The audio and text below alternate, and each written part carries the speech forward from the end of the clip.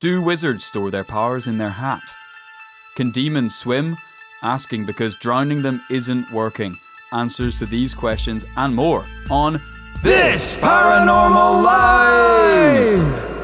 Oh! Hello and welcome to This Paranormal Life. This is the comedy podcast where every Tuesday, me, Kit Malvena, this guy sitting across from me, Rory Powers, each week we dive into a different case and decide by the end of the episode whether it's really paranormal or not. How are you doing today, Rory? Doing fantastic. I mean, that intro question, trying to drown demons, are you trying to drown them with water or whiskey? Did I mention I was asking for a friend? I just need to qualify that before I say industrial strength pipe cleaners. Okay. Bleach. All right. Mostly bleach. Mostly bleach. Yeah. No, I'm doing fantastic, Kit. You know, we're actually both just off the back of a friend's wedding back here in Northern Ireland. Yeah. Which was a pretty boozy affair in itself. Yeah. If it's not your first time listening to the podcast, you will be registering the fact that my voice now sounds like the Hollywood movie trailer guy. A lot lower than usual. Drinking for 3 days straight. But it was a great excuse to, see some friends from back home, see some members of a crew that we used to hang out with who are exclusively known as the Haggard crew. Right, yeah. For legal reasons, I can't really divulge the activities that they got up to or the members of said crew, but it was great to see some familiar faces. Yeah, we're not going to get into the specifics, but in the words of Drake, when we take a pic, I got to blur out like 3 faces. Because the feds can't see those eyes. There's one person who we've talked about on the show before, a friend of ours called John. Yeah. And at this wedding, I think a few people had been told it was their job to keep me and John away from each other. Right. You didn't know this going in advance, but it became clear once you saw that the night was being orchestrated against you, that you turned up and they basically handed you horse blinders and were tasing you with a cattle prod to keep you away from John. Yeah, because there's apparently, when John and I have a few drinks, we wrestle each other. Yeah. This is something that's happened a lot in the past. I'm telling you, I don't instigate it. It's almost like animal instinct kicks in. I do think this is one side of the story. I don't think John would agree. I don't trust either of you. You did this at my stag do. Sure, yeah. And we had a little tussle. And I had to tell you off, like a teacher, at about 3 a.m. You were like, my pregnant wife is sleeping upstairs. Yeah. And you opened the door to see John with me in a headlock. I'm trying to bite his fingers off. It was getting real aggressive. But it was only extra funny because I found out about this. We both did. And I was like, you know what, John? We should be super well behaved tonight to prove to them that we're fine. We're not a liability and, they don't have to worry about us. I think it was about 11:30 to midnight. John comes over to me. At this point, the tie is undone. The top buttons are popped. Right. And he comes over to me and goes, Rory, there's a couple people over there that bet that I couldn't pin you to the ground. I was like, John, no. There's no one said that. There's no way that was a real conversation. Those are the voices in your head, John. Yeah. Are the people in the room with us right now, John? I was like, don't give in. You know this is what they want. Don't let them win. I'm happy to say that we didn't wrestle. Yeah, thank God. I wasn't even done. You did it at my stag do, and then you also did it at my wedding day. Oh no, that was a bad one. In the ghost room as well. Yeah. That was the one where we had to take a big pause from the John and Rory Wrestling Federation because I borderline cracked my skull on a concrete tile. I got slammed so hard. So that was the beginning of the end, I think. So I'm glad to hear that you're able to temporarily squash the beef with John for this moment in time. It's a good thing you guys do live in separate countries. And it's a good thing John's never been to a This Paranormal Life live show, or else the show might not go on. It's true. Look, in a lot of ways, guys, I'm a professional wrestler because every day I wrestle with shit. I wrestle with the paranormal. I wrestle with my ex-wives, their legal punishments that are coming at me 24/7. And I also wrestle with a pretty difficult addiction to peanut butter M&Ms. So, yeah, I have a lot of struggles in my life. I didn't know where that was going. If the peanut M&Ms work at drowning down the demons, let me know. otherwise, Rory, I think, speaking about all the above, as you say, you wrestle with the paranormal every single day. I'm afraid I'm only going to be adding to your problems because we've got a giant heaping pile of the paranormal just ready to dive into on today's podcast. Whoa, all right. Quite a big investigation, quite broad. The listeners will already have seen what it is from the title of this episode, but one that I kind of can't believe we haven't got around to talking about sooner. A case that's big and broad. Sounds like it's ready for the ring, brother. Ding, ding. Let's get ready to rumble, am I right? Weighing in at 5'10" and 9 stone 6 pounds soaking wet, we have, you guessed it, John. He's scrappier than he looks, I will say. He is. We are going to get into today's investigation right after a couple of words from today's sponsors. A quick reminder, every episode of This Paranormal Life is available ad-free right now at patreon.com/This Paranormal Life. Rory, as you well know, on this show, we often cover unbelievable events like UFO crashes or sightings of cryptids from all around the world. But in order to be the ultimate deciders of paranormal fact or fiction, sometimes we need to investigate a phenomenon. Something in the paranormal that is seen time and time again, but is bigger and sometimes stranger than any one story. That is exactly what we're doing today. We are, of course, covering taxation. Is it theft? Why should I make a nickel while the government makes a dime? I'm here for it. That did start off as a joke, but the more I think about it, the more pissed off I get. Obviously, in the commune, we don't pay taxes. The people do, but we don't. But just thinking about Uncle Sam dipping his greedy little paws into the pockets of the little guy makes me sick. I'm going to wrestle him. I am. But at the same time, Rory, nothing makes me more sick than potholes in roads. Taxes are how we fix potholes. What? Yeah, that's what the money goes to, so...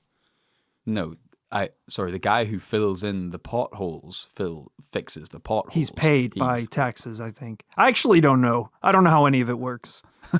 I thought he did it out of the goodness of his heart. All I know is I owe them a lot.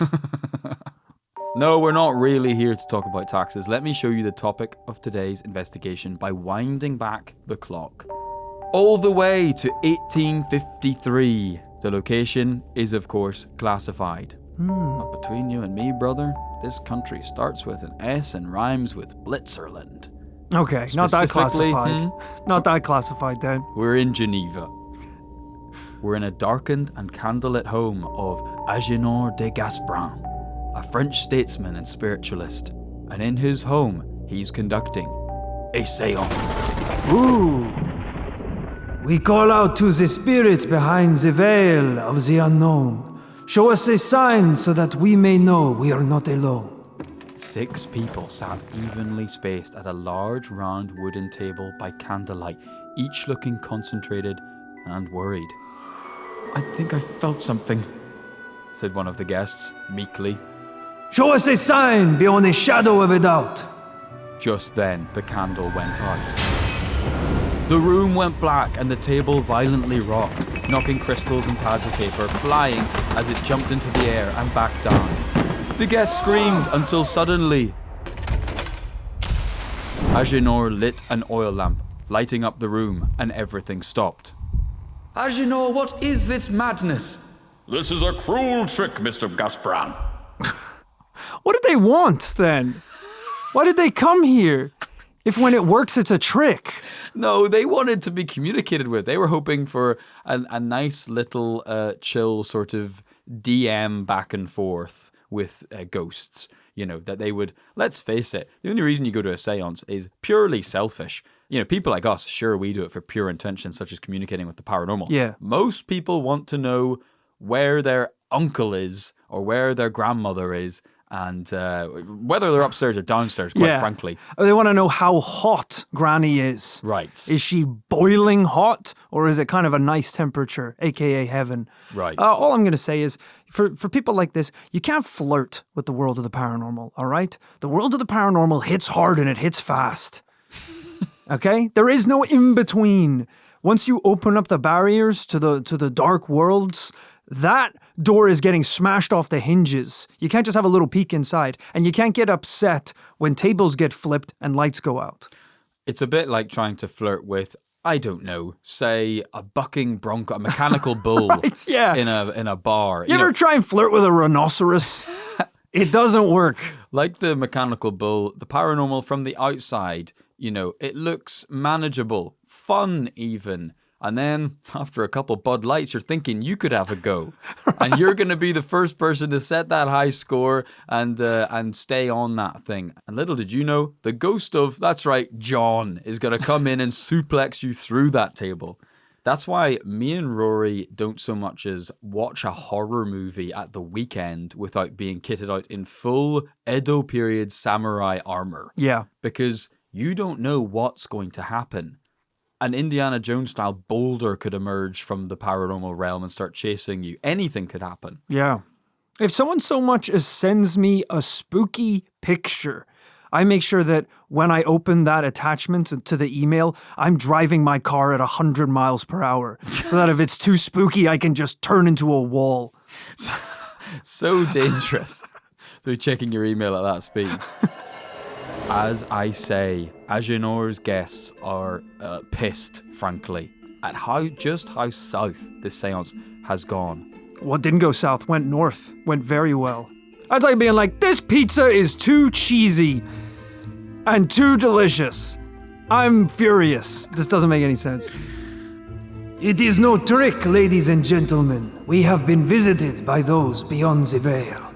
In fact, they have left their mark. He reached to the table, which was now still, and touched it, then brought his fingers to the light of the lamp. Good Lord, what is that? It is the same thing that moves the table. The actinic force, the psychic force which the spirits use in our world.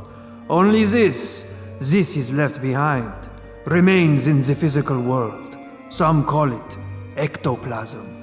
The other guests leaned in, scared but fascinated, at this white, gooey substance now lining the table. One brave guest touched it.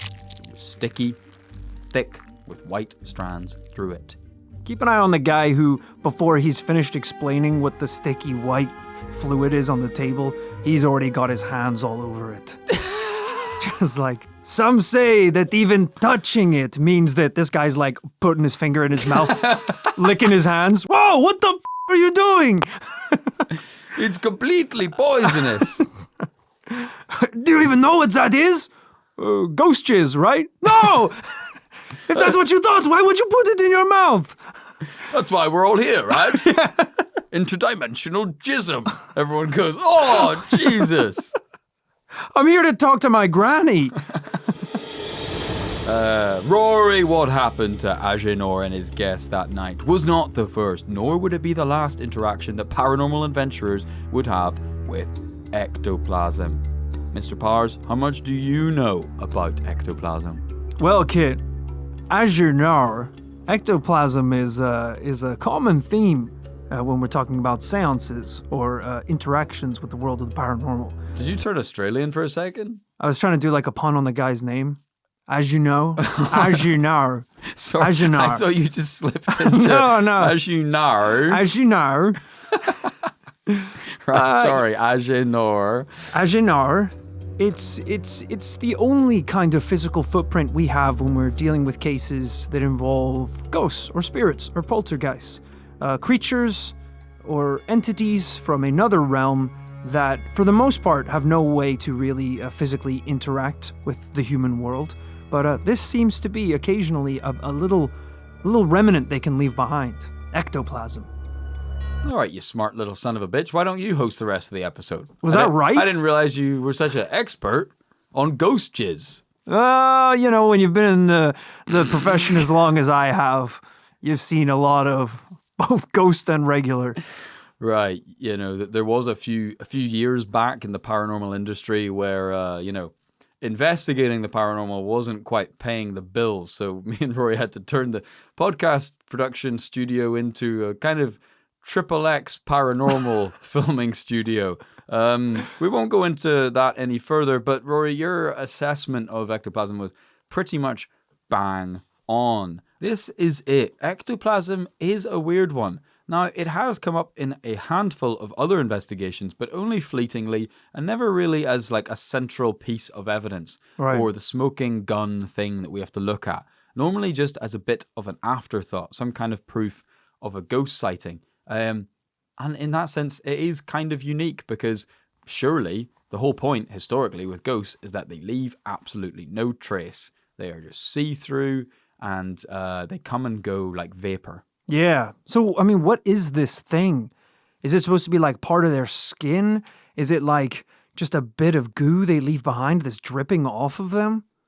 Well, this is the $1 million question because most people think of a kind of a slime, a kind of a gel or something like that.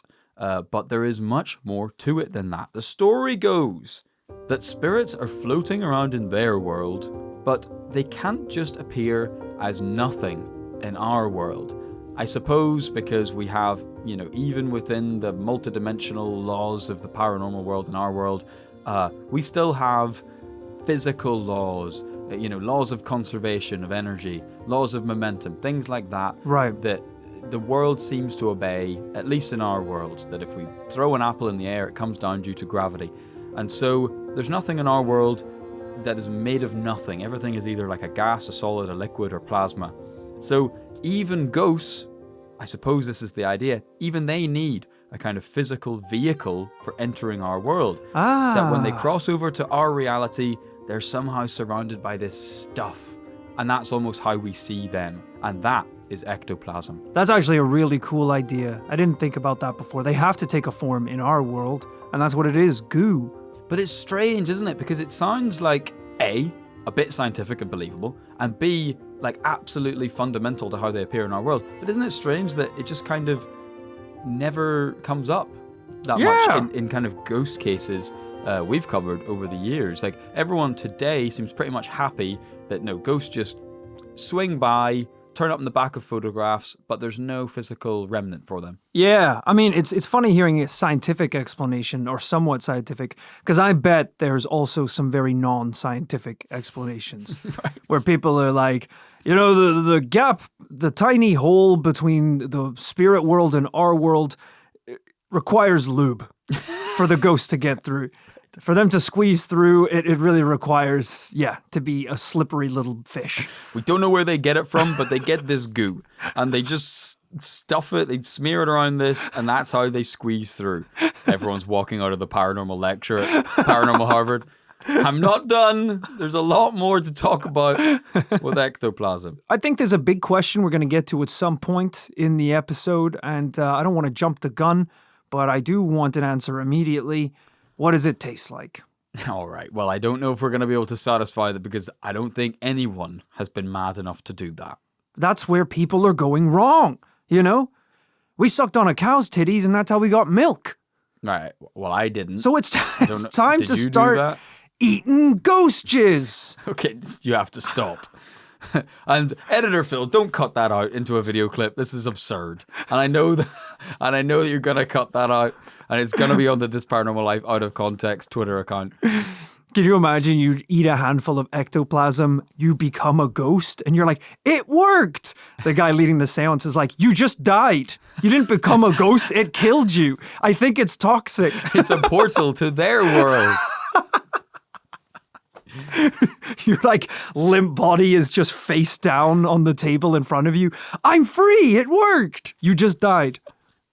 That is something in old school movies, investigators, detectives of all kind, those motherfuckers, they couldn't even see so much as a cow pat on the ground or a footprint or some kind of powder or liquid without them bending down on one knee, putting their hand in the substance and then tasting it. Yeah. And they'd be like, they were here very recently. I think they went northwest. Yeah, I don't know if that's a thing that hunters do in real life, but in all the movies, that's what the hunters do. They pick up a bit of dirt and put it in their mouth, and it's still warm. They've been this way. And have you eaten enough dirt that you know what fresh dirt tastes like compared to old dirt?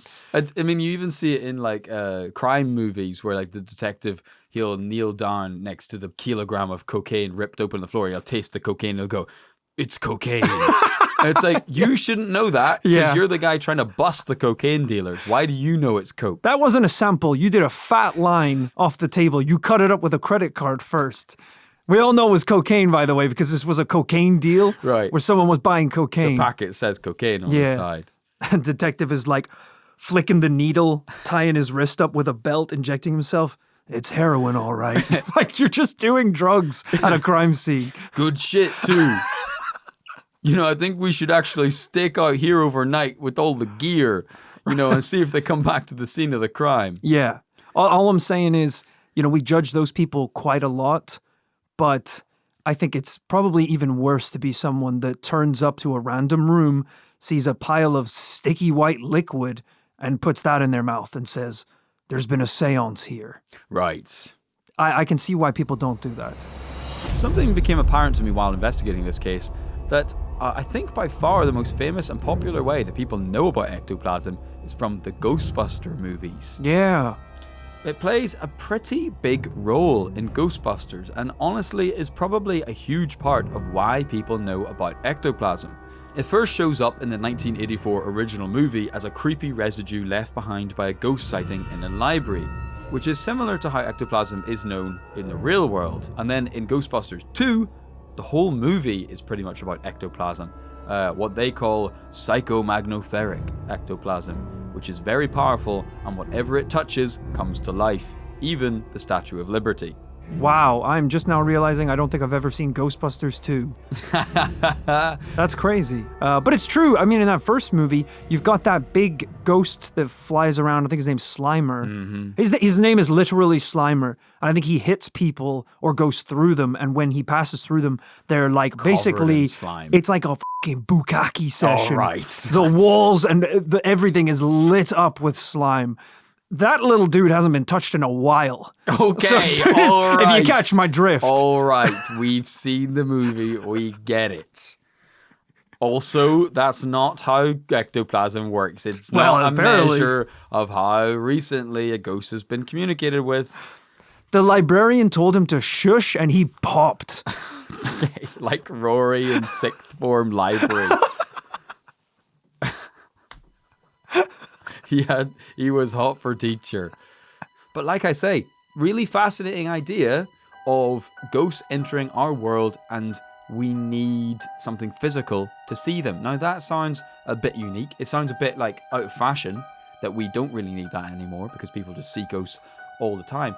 But of course, it made me think about the iconic imagery of ghosts is if you want to dress up as a ghost for Halloween, you wear a bed sheet. Yeah. And of course, where does that come from? But that's the idea. The idea being that ghosts are see-through, completely invisible, unless they're covered by something physical. Right. So in this case, ectoplasm, goo. Exactly. Quick pop quiz bit of ghost trivia, Rory. Okay. Do you know the real history for why ghosts are always under sheets? This sounds like it's going to be a joke. Nope. It's completely serious. It's just the way that I'm telling it. Yeah. Sounds like I'm teeing up a hilarious punchline. It's because they'll scare the sheet out of you. So it was a joke. No, it's a fact. It can't be. Can't be. Yeah, sheet is a type of ectoplasm that comes out of humans when they're scared. Or have had too many burritos. Okay. No, it's because of burial shrouds or death shrouds. The idea being for hundreds and hundreds, maybe thousands of years, God knows, when people died, they were, I suppose, a little bit like a mummy. You were wrapped in a kind of a sheet or a shroud, which is known as a burial shroud. So even as long ago as several hundred years ago, this was a common, I guess, like costume, was to wear a sheet, and people would kind of know that was associated with death. I mean, I'll just show you. Here's an ancient painting of like a little kid's kind of playing with each other, pretending to be ghosts. Oh, I see. Well, the exact same way that if you kind of wrapped yourself up with bandages, people would be like, oh, that's your costume. You're a mummy. Exactly. When that was just, you know, how the ancient Egyptians prepared their dead. Pretty cool, though. I like it.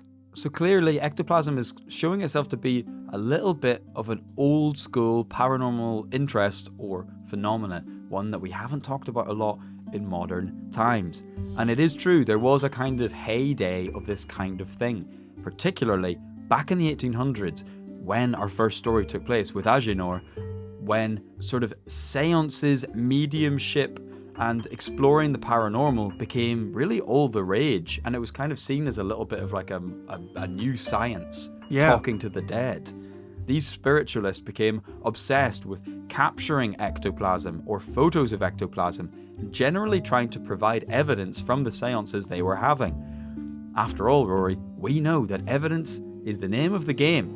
If they could prove that ghosts had been around their seances, everyone would have to finally believe them. Yeah, this is interesting. I never even thought that you could get a physical thing from an experience with a ghost. You know, because when we talk about people hunting for Bigfoot, they're trying to get fur samples or see footprints in the mud and get plasters made of that. You can get a lot of physical stuff in that hunt. But with a ghost, in the past, we're always looking at, as you said, photographs or audio recordings sometimes. So the idea of being able to get a physical sample from a ghost or a spirit, that's a really cool idea. It kind of just makes sense. I think that's my whole experience with this case, is it feels obvious, even though it hasn't come up that much over the years. But yeah, that if a ghost or a demon turns up at a seance and starts rocking your table and throwing your shit around the room, I mean, dusting for prints sounds like a pretty good idea. Yeah. And so some of this evidence became pretty sensational. Photographs of seances and ectoplasm travelled all around the world and were discussed and debated in journals and attempted to be debunked by skeptics. All the while, spiritualists were trying to prove that the paranormal was real once and for all. I think it's about time I show you some of these famous Victorian photos of seances and, crucially, ectoplasm. Okay, Rory, time to feast your eyes in some photos of ectoplasm in seances. Oh, Jesus! Okay, what am I looking at here? This is a woman, I think this is probably the medium. As you can see, a f***ing face is coming out the side of her head. Yeah. Made of something. Is this the wrong picture that you're supposed to show me? I thought this was going to be like a bit of goo dangling from the ceiling after a seance. It looks like a lion. It looks like Tony the Tiger is popping his head around by this woman. Yes, I think you are going through the first signs of ectoplasm exposure, which is denial, confusion. Because, as I say, we are expecting ectoplasm just to be slime, thanks to the Ghostbusters movies.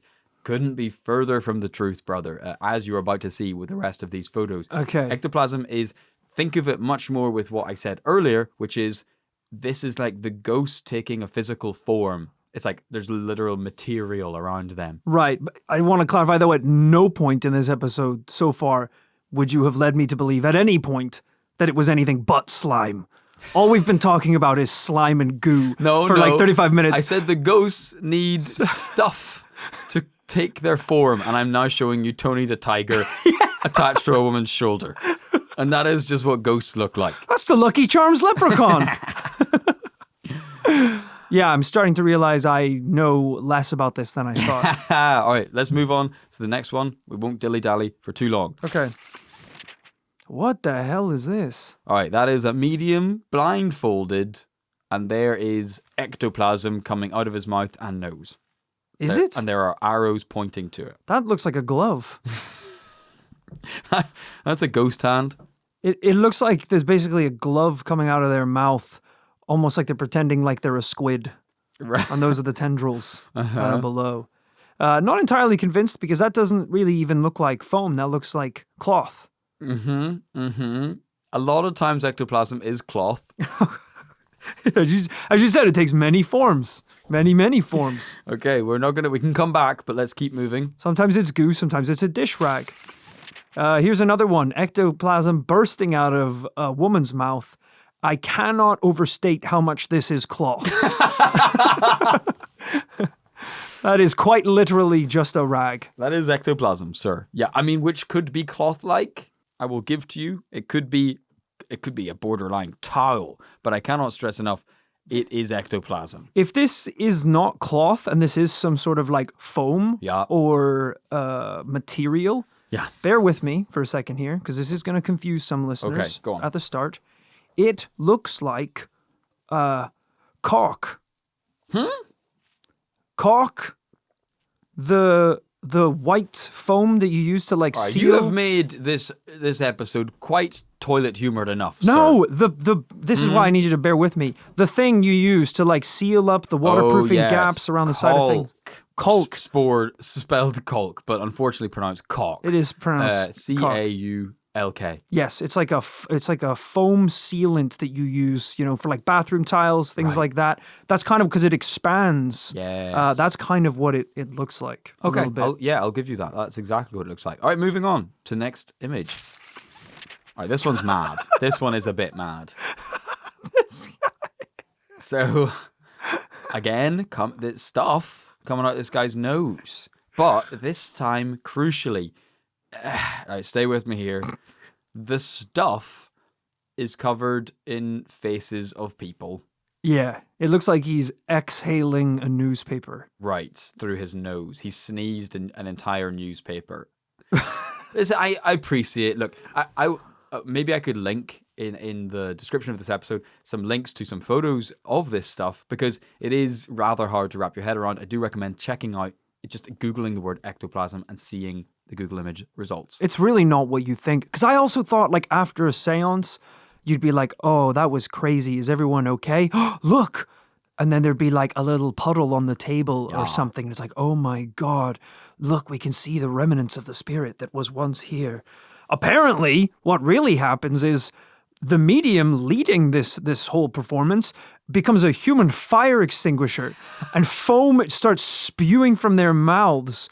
If that's what these pictures are leading us to believe, it's way more dramatic and way more cloth-based material than I thought. That is a tea towel under his vest as well, right? It is. There's clearly something we've lost in the history books here, some sort of idea about what mediums do that I guess it makes sense. We know that mediums, they are the medium, they are the interpreter of the spirit world. And so somehow this is like a side effect of bringing spirits into your body to communicate, is that you end up sneezing out the Financial Times. Next one. Wow. I mean, very similar to what we've seen before. I guess a medium or someone performing a seance and a huge bit of cloth dangling from their mouth. No, it's ectoplasm. You gotta stop calling it cloth. Brother, that's straight up cloth. It looks like a clown's handkerchief that you pull and pull and pull, and it has no end. It's reached the floor. Oh, dear. All right, here's where it gets a bit wackier. There is, sure, cloth coming out of this person's eyes, but attached to the cloth is a ghost. Is any of this paranormal? Because this is an overwhelming amount of... That's a ghost attached to cloth. I've never been shown so many pictures of towels in my life and asked what I think. This is crazy. No, that's a 7-foot ghost standing next to them. The medium has towels coming from their eyes, No, not a I towel. guess.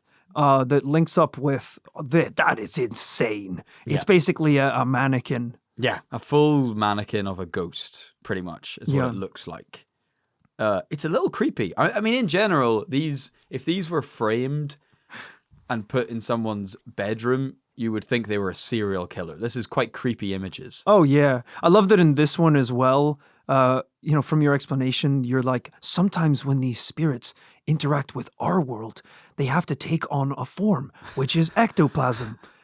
Also, sometimes they're just ghosts. They have human forms and faces, and there's also ectoplasm involved. Right. Well, yes, they need the cloth. I mean, ectoplasm to take the form. All right, we've got one more that's a bit like this. Feast your eyes. Okay. I'll just cut to the chase here. This is Punch from Punch and Judy. Yeah. 7 foot tall, standing over a medium. This is a man with a pillowcase on his head, wrapped in cloth. Barely even coming from the medium. Yeah, this is astonishing scenes, really. Rory, was that anything like what you were expecting? I feel like I've just been shown images from a Bed Bath & Beyond catalogue. Nothing but towels. I feel like I walked into a f***ing hot press, the way I'm surrounded by towels. That was not what I was expecting at all. I think you're probably right. It's Ghostbusters and, ectoplasm in pop culture that has made me to believe it was ever going to be some kind of like transparent goo. When the reality is, let's face it, seances, mediums, they also have a history of being put on by charlatans as a way to steal money from people. Whoa! No one said the C word. Maybe back then people were a little bit more gullible, so they were like, you know what, we can put foam in our mouths and pretend like there's ectoplasm coming out. All right. Because I think if you, I haven't done it really, but if you go to a medium who communicates with the dead. Oh, sorry. Oh, sorry. You said you had done it? I haven't done it. Oh, you haven't done it? Oh, well, let's all pull up a chair and listen to what Rory has to say about not going to see a medium. But I believe, even though I haven't, that the whole ectoplasm coming from the mouth is a practice that people don't really do anymore. Because the ghosts communicate differently today. They text. Is the point. They have iMessage. Hey, we've got ghosts from the 1500s. Okay, Rory's maybe not feeling 100% convinced. Yeah. The cloth glove doesn't fit and he must acquit. All I'm saying is if you're getting a seance done and you're about to start, just ask your medium to open their mouth and show you the inside first before you begin. Imagine you walk in, the seance is like, come in. and you walk behind the shard and they're like, Mom, you ready? Are you ready to start my seance? Why are you talking like that? No reason. Cheeks packed like a squirrel, just balls out the side. Okay, I appreciate it's a little hard to grasp. Those black and white images are not necessarily that convincing. No. There is more evidence, and we have more stories of what is going on with ectoplasm, and thankfully a bit more modern approaches to the topic that we're going to get right into after a couple of words from today's sponsors. Nice one. We're back talking about ectoplasm, an extremely odd phenomenon, one that I, as the principal researcher in this case, was keen to find modern encounters of, so that we aren't just stuck with Charles Dickens level stories about it. So I turned to what should really be the real US Library of Congress, Reddit. A little bit worried about where this is heading. If you're asking for ectoplasm samples on Reddit, I'm quite nervous about what is about to come. Literally. I navigated to the R Sperm Donors subreddit to find some people who know a little bit about this kind of stuff. No, we're in the Paranormal subreddit, and user Prolific Mystic wrote, subject line, is this real ectoplasm? I'm curious to see if anyone has heard of this before. On several occasions now, I've seen a small black wisp, almost like a small wisp of smoke, but black as black could be. I saw it a couple times, but it was the third time that I saw it. It was about the size of a grape and then morphed into a single strand. I reached out to grab it, but it disappeared, leaving no trace in my hand. The next time I saw it, it floated in front of my face, but when I tried to touch it, it started to float up towards the ceiling. Now, I've told other people in my home about it, but I was the only one that had seen it, until last night, when my boyfriend also saw it. We were lying in bed, watching TV, when we suddenly heard someone yelling, "Hey! Hey!" I told him to mute the TV, but there was silence. We checked out the house and came back upstairs to bed. And just a few minutes later, the black wisp appeared just above me, right in front of my face. Wow. I immediately pointed at it and asked my boyfriend if he could see it. He said he could. I put my hand out, and this time the wisp floated directly into my hand and left a black mark. I touched it and it smeared onto my skin. The consistency was closest to like a creamy black eyeliner. Then, as I'm staring at my hand in shock, my boyfriend exclaims that the black wisp was coming off me because he was seeing it rise from my legs. But then it disappeared. I personally didn't see it rising from my legs, only he did. I'm trying to understand how something can interact three completely different ways. To disappear one time, next time it tried to keep away from me, and then last night it marked my skin. Most of the similar stories I can find suggest this could be ectoplasm. Has anyone ever seen or heard of this? Wow. I've never heard of anything like this before. Right, in kind of our paranormal studies. Yeah. I mean, is there any kind of link to ghosts or paranormal activity? Or is it just this weird smoke?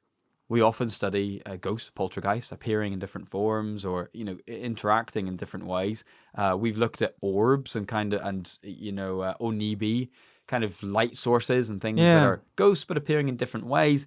And I guess this is maybe something like that. They're asking the question, is it a ghost? Is it ectoplasm? Is it something to do with the spirit world? Usually you have the crime and no evidence to prove it. It's weird to have the evidence but no crime. Right, yeah. You're like, I mean, something happened, but I don't know why or what it is. I wish I could call this the smoking gun, but there's no gun. It's just smoke. It's just smoke. Yeah. That is kind of scary. Does it sound like what we've been describing at all? We've been pretty general that ectoplasm could be kind of anything from tiles right, yeah, to faces appearing on material to slime. Yeah, it's kind of anything. It's a bit of a catch-all ectoplasm. At this point, there could be like half of a smoked cigarette in a park gutter, and someone could be like, ectoplasm takes many forms. Interesting. It's like, I don't really know if that counts. If there's a half-eaten Oreo on your kitchen table, or you're like, the ectoplasm has been left here by the spirits of another world. Right, did you just forget that you started a packet and didn't finish it? Yeah, but I mean, black smoke that becomes goo rising from your own legs. Call someone, for sure. A doctor or a priest, I don't really know. I would say it's not the only report I found on Reddit. Here's just another example. User Hambone Charlie wrote, has anyone else seen their own ectoplasm? I swear it has happened to me twice. One time, I was sitting on the toilet, thinking... Come on now. Thinking, please God, don't let me die on the toilet. This was thicker and whiter than cigarette smoke. The other time, about a year later, while I was alone, sitting at a desk. Both times, I saw it coming out of me, and I immediately knew what was happening, and I sucked it back in. These events were years ago while I was suffering through debilitating depression. So that's kind of interesting. This is, in actually both stories, they're maybe more similar than you would think. Granted, the color is different, but actually both people are saying that the ectoplasm was coming off of them, which might sound different to earlier, but actually it's kind of the same thing. Ectoplasm is always coming out of a medium or some kind of person. How did he suck it back up inside him? I think we really moved past that pretty quickly. The toilet was a bit of a misnomer. I think he just happened to be sitting in the toilet. I think this was personally coming out of his mouth, which we saw many versions of in all the photos of Victorian times. I just don't want you to get ahead of yourself. I see. All right, it's coming out of his mouth. Okay. I mean, is it ectoplasm? Is it, bud? I don't know what this is. Well, it's either that or he's hitting a goddamn Elf bar, blueberry vape juice. Steaming like a kettle. Yeah, but he said it was thick and white, thicker than cigarette smoke. So it is smoke? It can be. Go to a doctor. Figure out what's wrong with you. It's either that or, I mean, I do like the fact he thought he was dying, which is very fair. If you see thick white smoke coming out of your mouth while you're sitting on the toilet for an extended period, I would think my soul was leaving my body. Right, yeah. You're watching it literally leave you behind. Yeah. The breath of life is leaving you behind. I mean, I would say, growing up here in Northern Ireland, seeing your hot steam escaping your mouth is kind of 80 to 90% of living here. Right, well, because it's so cold. You see your breath pretty much all the time. Right, yes. There is the effect of, yes, if your breath is warmer than the ambient temperature outside, you will see, yes, steam. Yeah, so, I can kind of visually imagine what this is like, but I've never sucked the air back in to my body before. Only whenever I've been hitting a triple XL backwood filled with blueberry haze, I've kind of been able to, do the jellyfish. Yeah, whatever it's called. Yeah. Only then have I managed to suck it back in. Wow. Is this man still alive? This was posted a while ago, so it's quite hard for me to verify that. Okay. But we have to assume that if he lasted long enough to post this to the reddit.com website, that he is still with us. If I have that stuff kind of trying to leave my body, I say let it go. Get it out. Right, Shrek voice, better out than in. Yeah. Yeah. It doesn't seem like something you want to keep inside you. It's like in the movie This Is the End, when James Franco was getting raptured up to heaven because he was a good person, and then he starts boasting to all his friends who aren't getting raptured and going, haha, suck my dick. Right. And then he immediately gets dropped by God. Yeah. If you suck back in your soul or the ectoplasm, you're going to be wondering the rest of your life. Maybe that was you going to the promised land. That was you leaving this life, and you kind of messed with the plan. That's true. We never know. That is the nature of the paranormal. It is the unknown by default, Rory. We may never know by discussing ectoplasm. We may never know what it is we're truly dealing with without getting, down our hands and knees and licking this stuff off the floor. We'll never know really what it's like, what it does, whether it's real, whether it's really associated with the paranormal. Until now, because I have sourced, Rory, off the internet, the dark web, I might add. Oh no. Some real deal ectoplasm. Oh shit, Kit is holding a little container of goo. Very happy to say it's not white, which I think is what a lot of us were worried about. Oh yeah. Now, I've been looking at this for approximately 5 seconds, and already I can say I want to eat it. Yeah, I kind of do too, I'll be honest with you. So this is pretty exciting. We have, I believe that this was sourced from a kind of farm-to-table, grass-fed ghost farm. Right. Where they kind of go to paranormal sites and very ethically and sustainably source ectoplasm for paranormal investigators. And, Rory, me and you went to Paranormal Harvard. We had many classes where we had to perform experiments using stuff like ectoplasm. So we need to have a source, and so that's what we have today.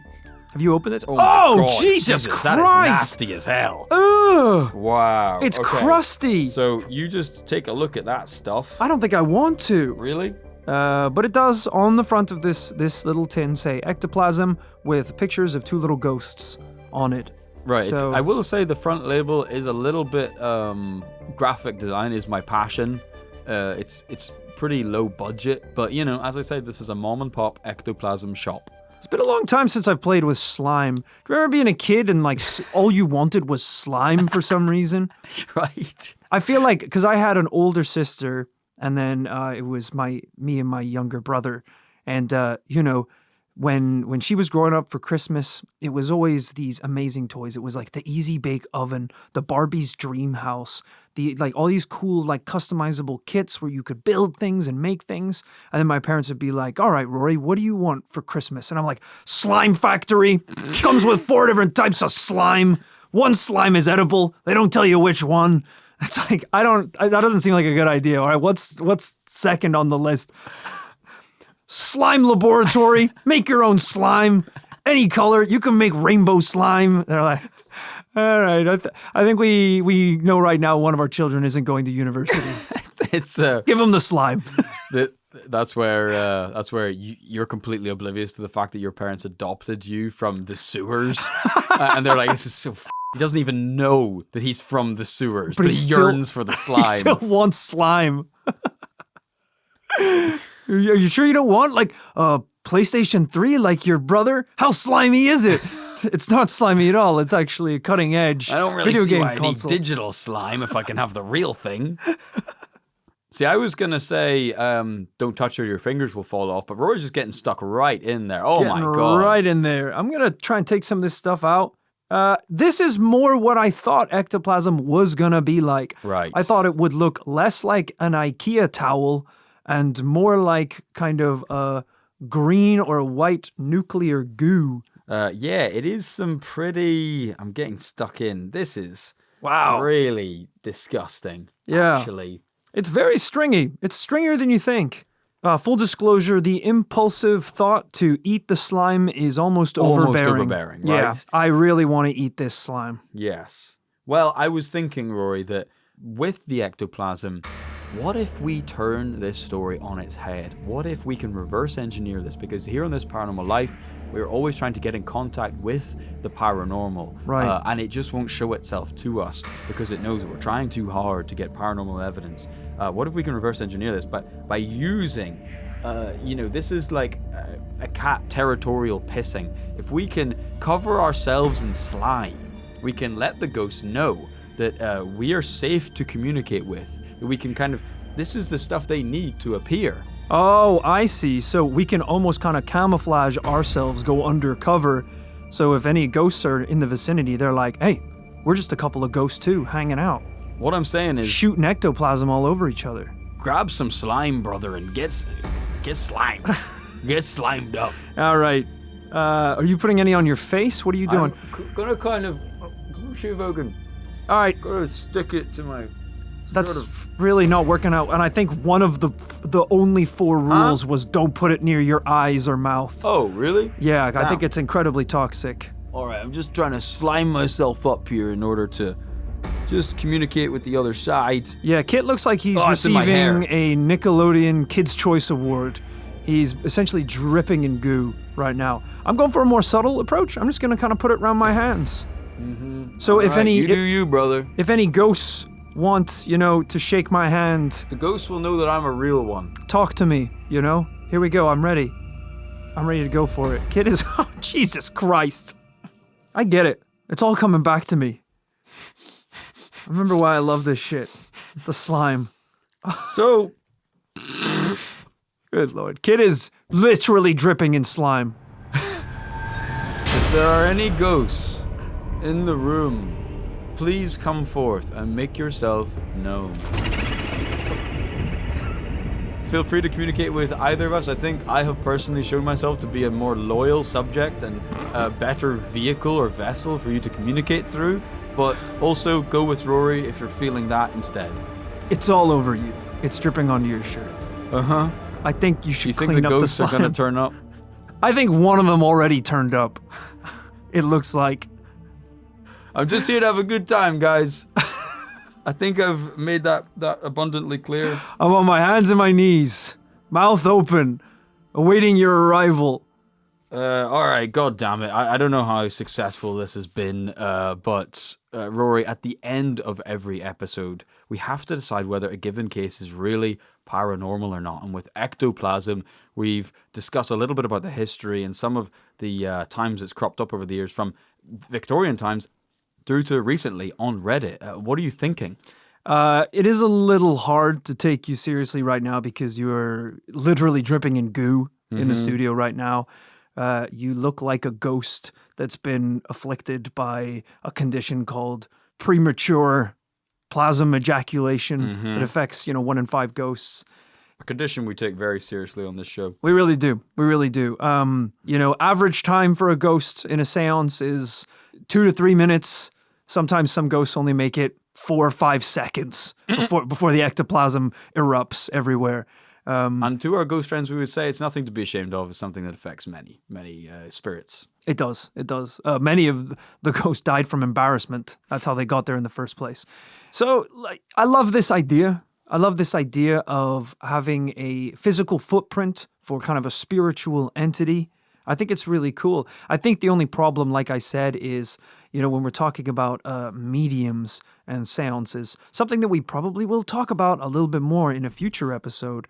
It's always a tough situation because I think quite famously, time and time again, mediums have been debunked. And a lot of the practices that have been used over the years have been widely accepted as being fraudulent.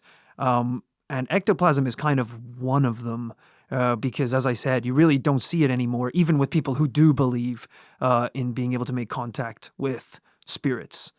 Because, by its very definition, if this physical thing did exist and was a common element in seances, we probably would have some of it in a jar by now.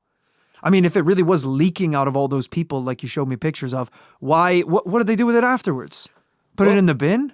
It's an excellent point. The thing is, there actually are scientific samples of ectoplasm in libraries and university and research places around the world. I actually did see examples of people online going to their local, let's say, university library and requesting to view the samples of ectoplasm that are kept there. And, in one of the places, one of the people who work there going like, are you sure it's kind of gross? And it is like a slime with some fabric in it.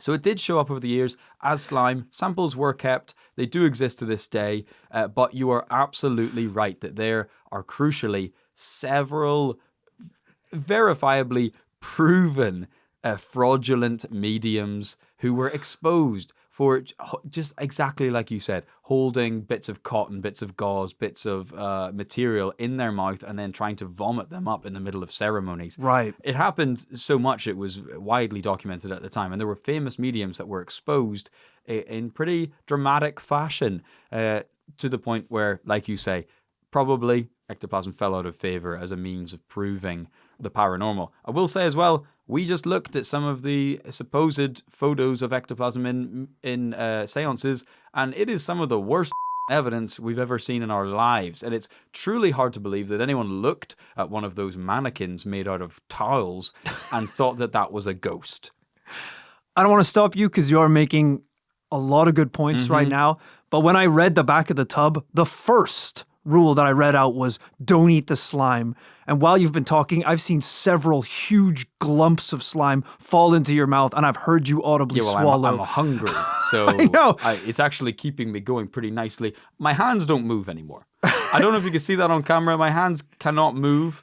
My fingers cannot move. They're gelled together. I'm sort of worried that actually this is a replication of ectoplasm, and it is basically glorified super glue. The reason you can't move your hands isn't because there's slime on your hands. It's because you're eating the slime. Oh. I think you might be becoming paralyzed. Okay, I think I have about 2 minutes before the podcast ends forever because I will die. So let's try and wrap up this week's episode. Roy, let's cut to the chase. Sure. Is this a yes or a no? Stop licking your lips. If you don't want to eat the slime, stop licking your it lips. smells And good, like, though. I know it does. It's quite minty. It is, but that's, I think, just to keep it kind of fresh. It doesn't mean you should eat the slime. Because remember, rule number 1, don't eat the slime. There's only 4 rules on the back of it, and they said that one twice, I think. Yeah, well, I'm going to keep it in the fridge and just try it with a little lasagna later tonight. Hey, I like this story, as I said. Any story that involves kind of physical evidence in the spiritual world is always going to pique my interest. But today, even with this kind of physical representation of slime that we have right here in the podcast in front of us, I don't think this is enough for me to say that I truly believe ectoplasm is real. So it's going to be a no from me this week. Couldn't agree more, Rory. I guess the idea is broad enough that we could be disproven pretty easily in future if there's some evidence, really, of ghosts out there. But everything we've talked about today seems like total bollocks, even the stuff that's covering my hand. So I guess that makes it a double no. Oh, unbelievable. I mean, the good news is if ectoplasm really does exist, I think Kit's going to die any second now from how much slime he's eaten. So we might actually have an interaction with a ghost where ectoplasm is involved. Stop eating the slime! Sorry, it's just... I think I'm losing my hearing on account of the slime. Right, so you know it's the slime that's making things worse. Some so things even are if worth you dying for. Even if you couldn't hear me, you'd know to not eat the slime. We got to get this over with. Thank you for tuning in to this week's episode. If you can't get enough slime in your life, if you're like 14-year-old Rory and you live for the slime, you are going to want to head over to patreon.com/thisparanormallife, where for as little as $5 a month, you can get access to over 6 years worth of bonus content that we've been putting up there for our loyal Patreon supporters whose support single-handedly makes making this show possible. Yeah, we also do some really cool things like raffles and giveaways where you can win actual props and things from the studio, from the show. Is it too soon to say, Kit, that we will be raffling off this slime? Well, I think I'll be having this for lunch tomorrow, but I think we'll probably be able to get another couple tubs in to raffle off. I think that'll be a bit of fun. All right, that sounds like a good idea. Don't eat the slime. Huh? If you win it, don't eat the slime. You're going to have to speak up, Junior. There's slime in my ears. I should say, if you enjoyed this episode, please give us a lovely little review on Apple Podcasts or Spotify, wherever you listen to your podcast. It makes a huge difference for us in making this very show. It does, yeah. Or if you're interested in watching videos of Kit, who I assure you right now, this isn't a bit. He is literally dripping in slime. You can check it out on YouTube, on Twitter, on Instagram, on social media, on the internet. And at the end of every episode of this Paranormal Life, we like to shout out those who are supporting us on the shout out tier as it happens. Let's get into a couple right now. So thank you very much to Shayna Helmer. Shayna always takes the blame. That's good. No, not really. Even when it's for things that clearly weren't their fault. Like, there'll be like a car crash in another continent and Shayna will take to Facebook and claim responsibility for it. And it's like, you really don't... I understand you're trying to do a nice thing and like take responsibility, but like no one really expects that. It's kind of ridiculous. Right. It seems like you're doing a lot of bad things all over the world. Right. So maybe ease up, Shayna. Yeah, unless you're the Green Goblin, I don't think that's possible. Thank you to Donna Travis. Donna's a goner. She passed away. Don't tell me she ate the slime. She ate the slime. What? What's she supposed to do if someone hand delivers a box of spaghetti bolognese flavored slime to your door? It definitely wasn't flavored like spaghetti bolognese. It's probably just stringy like spaghetti. And she ate it. It's absolutely irresistible. I'm right there with you, Donna, because I've got about 5 minutes of life remaining and I regret nothing. Thank you also to Stephanie Miller. I paid Stephanie to be a medium and help connect me with my loved ones who had passed away. And I arrived 5 minutes early before the seance and saw her eating a towel. God damn it. Stephanie, I don't appreciate God that. damn it. I really don't. I thought that kind of practice died out. That's ridiculous. Thank you also to Ann Sutton. I like Ann Sutton because she works for nothing. She shouldn't. I think that's illegal. No. What have you got her doing? Just like regular stuff in the commune, you know, harvesting crops. Incredibly back-breaking labor, it sounds it's intense. It's intense. But, you know, she gets to keep all the kind of misshapen potatoes that aren't good enough to be eeten by, like, the kings and things. So they can be eaten, they're just very hard. So I guess she does work for something. She does work for something. Inedible vegetables. And thank you finally today to Goat Herder. Goat Herder? Jesus, where have you been? We have goats running amok in the commune and we need someone to herd them. Please come this way. Yeah. And by the way, we're saying herd, not like hurt. We don't want you to hurt the goats. Yeah, because we had an incident last time. Someone said they were a goat herder. Yeah. And we a goat herder and we misheard them. In hindsight, he was cracking his knuckles while he said it, but we just thought maybe that was like a shepherd thing.